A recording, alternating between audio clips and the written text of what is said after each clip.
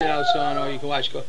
Okay, ladies and gentlemen, yes, I'm going to do some videos. Some people have asked me because some of the stuff I did was quite a ways back. Like we're up to 72, 73, and then I have a video number 16, presidential candidate 16. I'm going to rediscuss a little bit about that. I'm not going to have to listen to it because I know what I said. And that's one reason why I'm keeping these videos on here. These are promises I make to you or things I said. And you can take them to the bank. In other words, they're actual records of what I have actually said. Not like Obama and McCain with these things that are going around and, well, you know, 2 years down the road, if they get elected, they say, well, that ain't what I said, that ain't what I meant. Well, unfortunately, I don't work that way. What I say is what I mean. We're going to talk about taxes. First and foremost, understand this about our government. We are overtaxed. Why do you say we're overtaxed? Because, look, our government started a war and didn't raise any taxes. I mean, during the Vietnam War, they had to raise money. During the Korean War, they had to raise money. You know, during World War II, they had all kinds of money to raise. During the Afghanistan War, they didn't have to raise money. They got it, and besides, they're spending it faster than we can make it. So, congratulations to our government spending our money faster than we can make it. But what it is that I really have to say, I watched a show a while back called 30 Days. And what it is this gentleman lives 30 days like somebody. And what he decided to do was to try to live on minimum wage for 30 days. He's a relatively well-to-do producer, and he had his girlfriend go with him. So they both worked minimum wage. Alright? So they went to a town. They got himself a job, they got himself an apartment and all this, and they were doing minimum wage. They weren't making it. Not even close. They were actually doing pretty poor.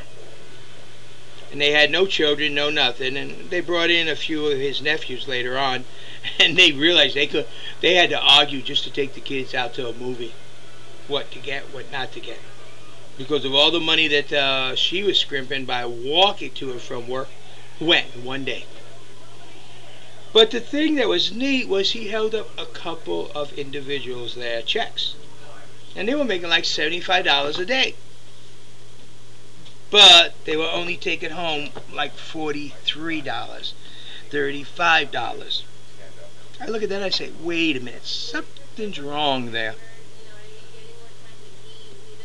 I wouldn't be too bad about that if, let's say, a guy who made about $100 million a year only took home about 50.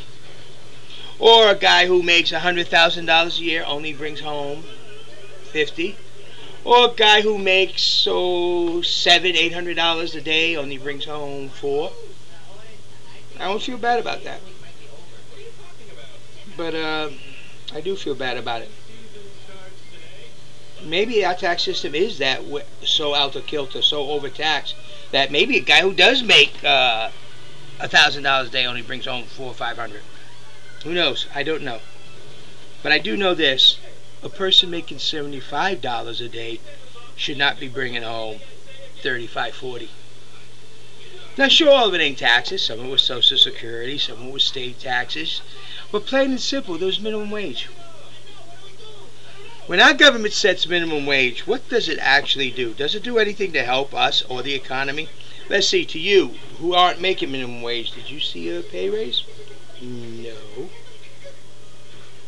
Did you see any increase at all? Oh, the loaf of bread at the store went up. Oh, that's nice. The gallon of milk went up. We're not even going to talk about gas. That went up and it's still going. I mean, that's attached to a rocket. You mean everything around you went up, but your paycheck didn't go up? But Congress raised minimum wage. Didn't they? Yes, they did. And what did it do? It gave them a larger tax base. Didn't help you any. Didn't help the people who make a minimum wage. Didn't help nobody. But Congress, they got a larger tax base. So then what should they have done? They should have passed a law that says minimum wage portion of everybody's paycheck is totally non-taxable. taxable. Period. Anyone who makes minimum wage, the only thing you pay on Social Security is $1. That's all. Just $1. Nothing more. Anything else is not touchable. You cannot touch anything. That's just so you start paying into Social Security. That's so you have a record that yes, you are working and you're in Social Security system. That's all. That's why you pay the $1, just to make the record. Everything else, no. Minimum wage on everybody's salary should not be taxable. Period. That's it. You don't take a penny of it. Let's make it simple. Let's say minimum wage is $8 an hour. We'll just say that just to make it simple. What that means is a person who's making $8 an hour will only see $1 out of his whole paycheck go towards taxes. That's it. Just $1 out of his whole paycheck. No state taxes, no income taxes, no Social Security, no this, no that. It's non-taxable by any form of government. No city tax, nothing. Okay, and let's say you're working and you make $16 an hour. Well, the $8 an hour of your salary is non-taxable too. Nothing. But the other 8, from the 801 to 16, is totally taxable under the regular program. You don't pay the $1 Social Security because you're going to be paying Social Security on that $8. But if the government wants to add that $1, that's okay. So basically what's going to happen is that the people who make minimum wage will be taking home their paycheck minus $1. And that's it. And the people who's making almost minimum wage, but just a little bit over, they'll be taking home a larger chunk of their paycheck. In other words, if they're making $10 an hour, $8 won't be taxable at all. And only $2 of it will be taxable. So they're going to be taking home more of their paycheck. And then you, who are making $16 an hour, you'll be taking home a larger portion of your paycheck. And this goes on, and of course the people who are making $110 an hour, well, let's say $108, $8 would be non-taxable, the other $100 would be. And up the line. That would be a progressive tax. Even though everyone sees the same, it'll have a progressive effect. The people who are making minimum wage, who needs the money the most, will get all their money. People in the middle group who needs it and is hurting right now will get a lot more of their money.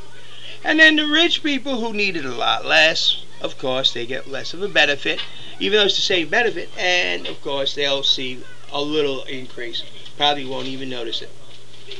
So basically, that's my idea about minimum wage and taxes. Minimum wage, whatever the government sets it to, when they set minimum wage, they should say that is non-taxable by anybody for anything, and that is it. Now, if you look at my video, presidential video, number 15, I believe it is, it was a challenge for both number 16, for both Obama and McCain.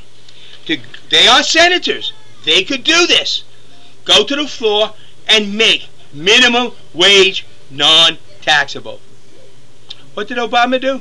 Said, I feel anyone who makes less than $50,000 should pay no taxes. But he's doing absolutely nothing. He could have went to the Senate floor and says, I feel that anyone, minimum wage, a portion of anybody's salary should be totally non-taxable. He didn't do nothing. Did McCain do anything? No, he did nothing. They're in a position to do the things right now, but they don't.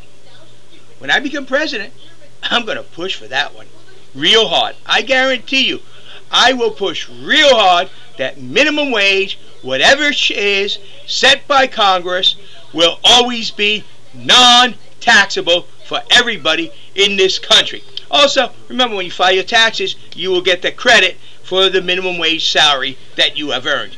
So that will be non-taxable on your income. Okay, this is JD for president. Remember, don't vote Republican, don't vote Democrat, vote American. And go with me. Minimum wage, no matter what, should not be taxable on everybody. Congress wants to set minimum wage, then let's do something with it that's good.